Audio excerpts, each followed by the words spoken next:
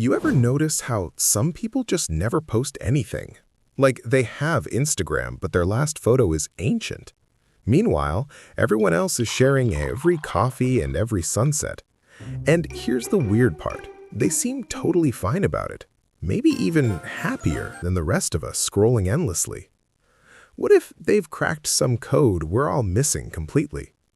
Because the truth is, needing less online validation feels freeing. Your life feels more genuine when you stop performing it. Here's something that'll blow your mind. For a second, though. The people who post the least might actually be living the most. And I'm not talking about some old-school boomer philosophy here. I'm talking about real psychological research that changes everything you think. So, stick around because this gets interesting fast, I promise you. Think about this for a second. When did you last post? Now think about when you almost posted but stopped yourself. That moment of doubt, that's your brain doing serious work. You're calculating whether strangers will approve of your life choices. Does this photo make me look fun enough or successful? Will my 200 followers even care about this moment? Is my caption witty enough or does it sound desperate?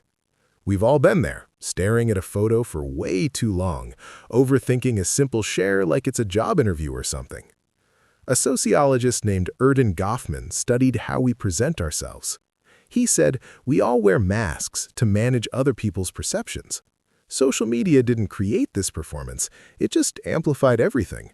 Now your mask is worn in front of billions forever. One awkward caption lives online where anyone can judge it. Years later, someone can scroll back and cringe at your past. So people who skip posting are just refusing the show. They're backstage while everyone else is performing under hot lights. Research says 30 to 40% of users rarely share. Scientists call them lurkers, which sounds creepy and kind of judgmental. But a study in Frontiers in Psychology revealed something fascinating. Fear of judgment plus comparison pressure creates mental exhaustion quickly. Add privacy worries and social expectations, and people just withdraw. It's not laziness or antisocial behavior like people assume. Your brain is literally protecting you from that toxic cycle. Comparing yourself to highlight reels is genuinely damaging to well-being. Everyone posts their best while you're living normal Tuesday afternoon. You're in sweatpants eating cereal, they're in Bali apparently thriving. But here's the secret. They're probably miserable too, just hiding it. Self-determination theory says humans thrive when they feel like they're choosing their actions freely. We need to feel like we're choosing our actions freely. Social media does the opposite. It's a non-stop validation factory. Your self-worth gets measured by reactions from people you've forgotten. People you haven't spoken to since high school algebra class. People who avoid posting aren't weird, they're protecting their autonomy. They're saying their confidence doesn't depend on internet strangers. Studies show secure people often feel zero need to share. Their self-esteem isn't linked to hearts or thumbs-up reactions. They scroll to stay connected, but value privacy and boundaries. They're not broadcasting their entire existence for public consumption constantly. Think about your friend who barely posts anything at all. When you see them in person, are they sad and isolated? Usually they're thriving, sometimes more than the constant oversharers are. They're living experiences instead of constantly documenting and curating them.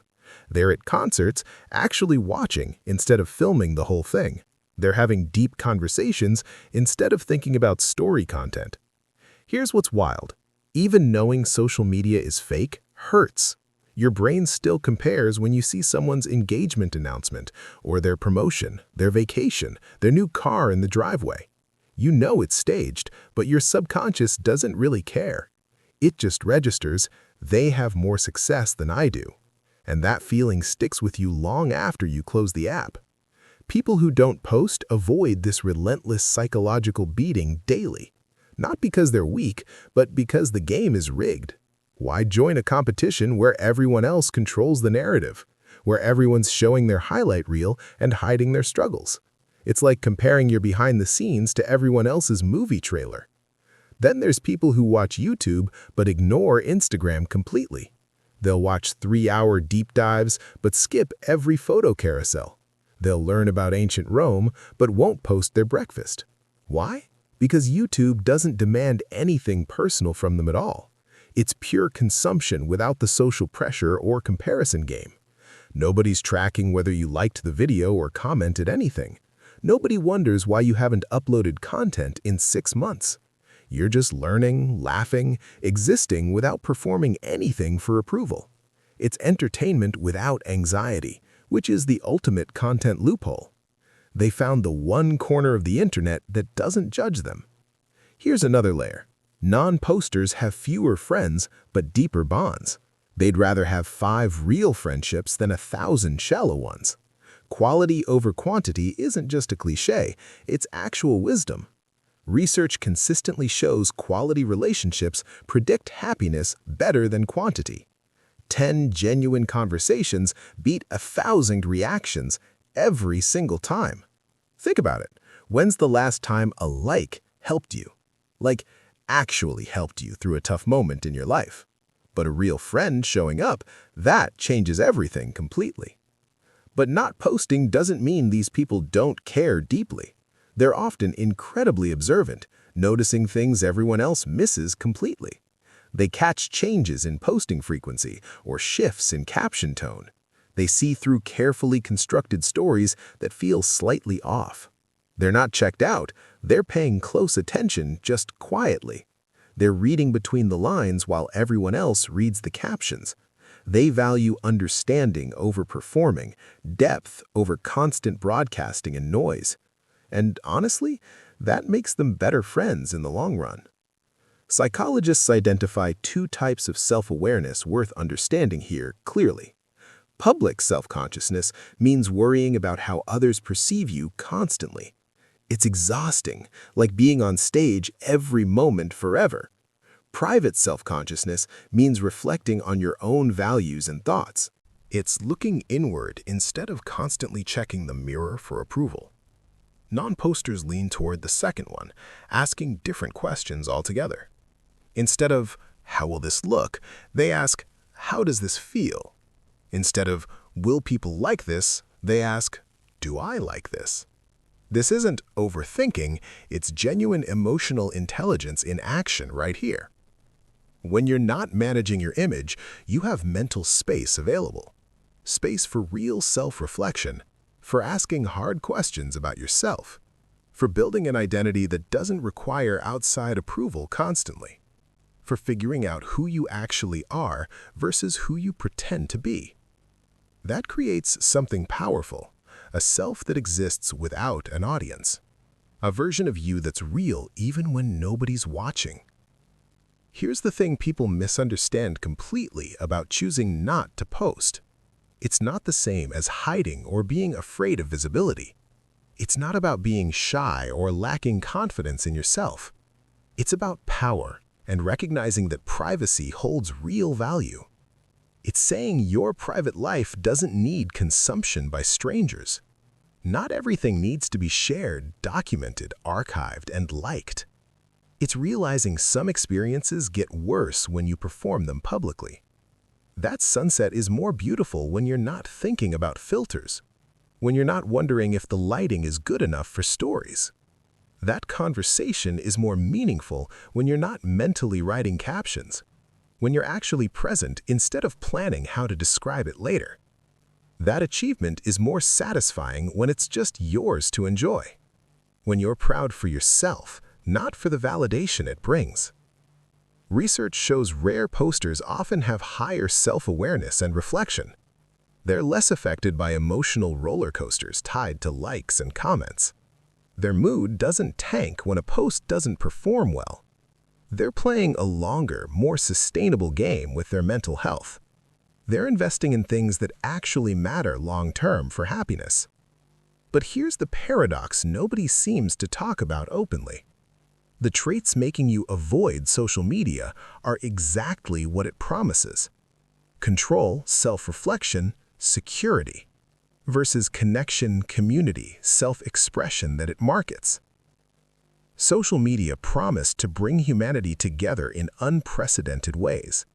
It was supposed to connect us across distance and time. Instead, it created a performance economy where authenticity became rare, where being real is the weirdest thing you could possibly do, where silence became weird and not posting became stranger than oversharing, where admitting you're struggling feels impossible because everyone looks happy. The people opting out aren't rejecting connection, they're rejecting the terms. They're saying they'll connect on their terms, in real time. They'll have relationships without the show, without the performance anxiety. They'll text you instead of commenting on your post publicly. They'll call you instead of liking your story and moving on. And honestly, that feels more connected than any algorithm ever could. There's also this whole thing about mental energy nobody discusses. Posting takes work. Choosing photos, editing, writing captions, posting, checking engagement. It's a part-time job you're not getting paid for. Non-posters are saving that energy for things that actually matter. For hobbies, relationships, sleep, literally anything else that's productive or restful. They're not wasting hours curating a version of life for strangers. They're actually living that life instead of documenting it constantly. And when you think about it, that's kind of revolutionary. In a world obsessed with content, silence is an act of rebellion. So consider this. What if non-posters aren't actually missing anything? What if they figured out the truth before everyone else did? What if choosing privacy over posts isn't antisocial at all? What if valuing depth over followers is ultimate self-respect instead? What if the real flex is not needing to flex? Think about people you admire in real life, genuinely respect deeply. Are they posting every day, or are they just doing incredible work quietly? Usually it's the quiet ones making the biggest impact over time. Because nobody on their deathbed wishes they'd posted more content online. Nobody's final regret is not having enough Instagram followers back then. But plenty of people wish they'd lived more and performed less. Wish they'd been present for moments instead of filming them constantly.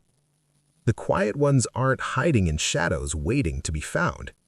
They're just living in spaces where cameras can't reach them. Where life is theirs alone, unfiltered and genuinely real and present. Where a good moment doesn't need witnesses to be meaningful. And maybe that's the secret we've been searching for all along. Maybe the answer isn't in the next post or follower count. Maybe it's in putting the phone down and just being here. Fully present, fully alive, without an audience watching constantly. If this resonated with you, I'd love for you to subscribe. And if you want to support more content like this, consider joining. I genuinely appreciate it. Thanks for watching and thinking with me. Now go enjoy something today without posting about it. I dare you.